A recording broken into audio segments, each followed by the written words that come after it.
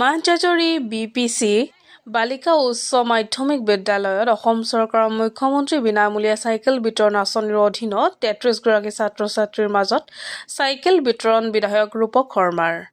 নগাঁও জিলাৰ মাহজাজৰি BPC বালিকা উচ্চ মাধ্যমিক বিদ্যালয়ৰ ছাত্ৰ-ছাত্ৰীসকলৰ মাজত চাইকেল বিতৰণ কৰে বিধায়ক ৰূপক শৰ্মাই। নগাঁও জিলাৰ অগ্ৰণী শিক্ষা অনুষ্ঠান মাহজাজৰি BPC বালিকা উচ্চ মাধ্যমিক বিদ্যালয়ত অসম চৰকাৰৰ মুখ্যমন্ত্ৰী বিনামূলীয়া চাইকেল বিতৰণ আঁচনিৰ অধীনত 33 গৰাকী ছাত্ৰ-ছাত্ৰীৰ মাজত চাইকেল বিতৰণ কৰে নগাঁও বটদ্ৰৱা সমষ্টিৰ বিধায়ক ৰূপক শৰ্মাই।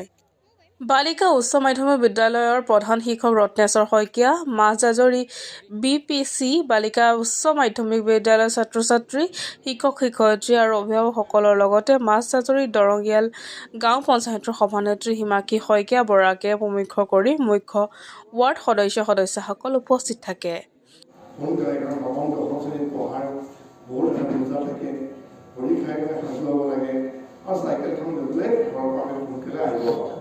সেইটো প্ৰধান উদ্দেশ্য।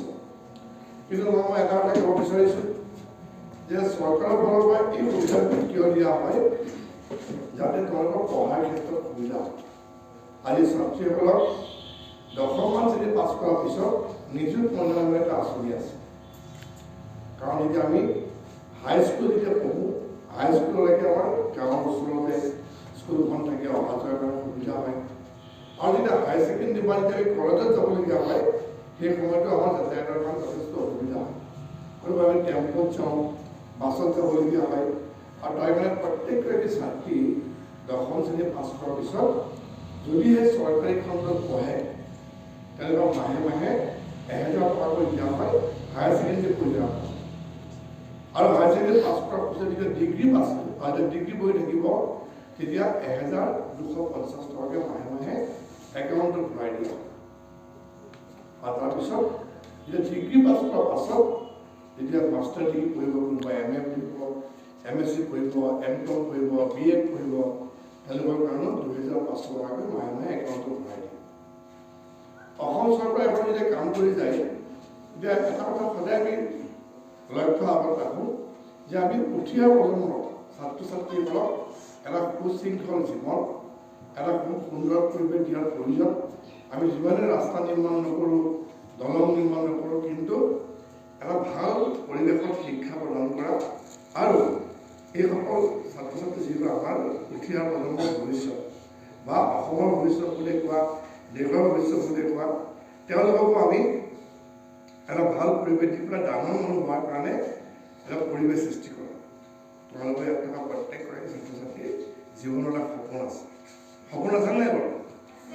আমিতো সপোন লৈ থাকোঁ, মই বোলে ডাঙৰ ভাল ডাক্তৰ হ'ম, ভাল ইঞ্জিনিয়াৰ হ'ম, ভাল প্ৰশাসনিক বিষয়া হ'ম বা ভাল ব্যৱসায়ী হ'ম। এই সপোনবিলাক আমি দীঘল কেতিয়া হয়? যেতিয়া আমি কঠোৰ শ্ৰম কৰোঁ।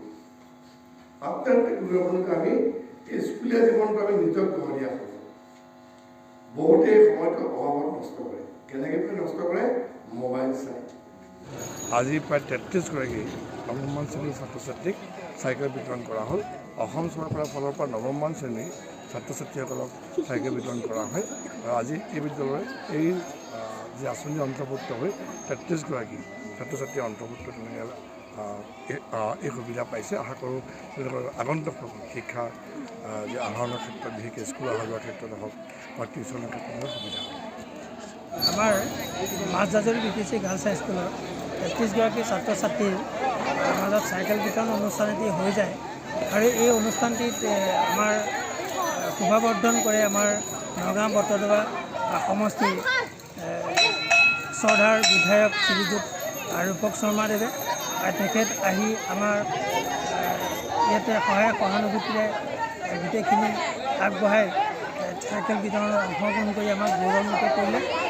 আৰু সকলো ছাত্ৰ-ছাত্ৰীক আমি চাইকেলখিনি আজি প্ৰদান কৰিবলৈ সক্ষম হ'লোঁ। আৰু অসম চৰকাৰলৈ এই ক্ষেত্ৰত মই ধন্যবাদ জ্ঞাপন কৰিছোঁ। আগলৈকৈ যাতে তেখেতসকলে এই দুখীয়া নিচলা বা আমাৰ ছাত্ৰ-ছাত্ৰীসকলক এনেদৰে চাইকেলত তথা অন্যান্য অনুদান দি সহায় সহযোগিতা আগবঢ়ায়।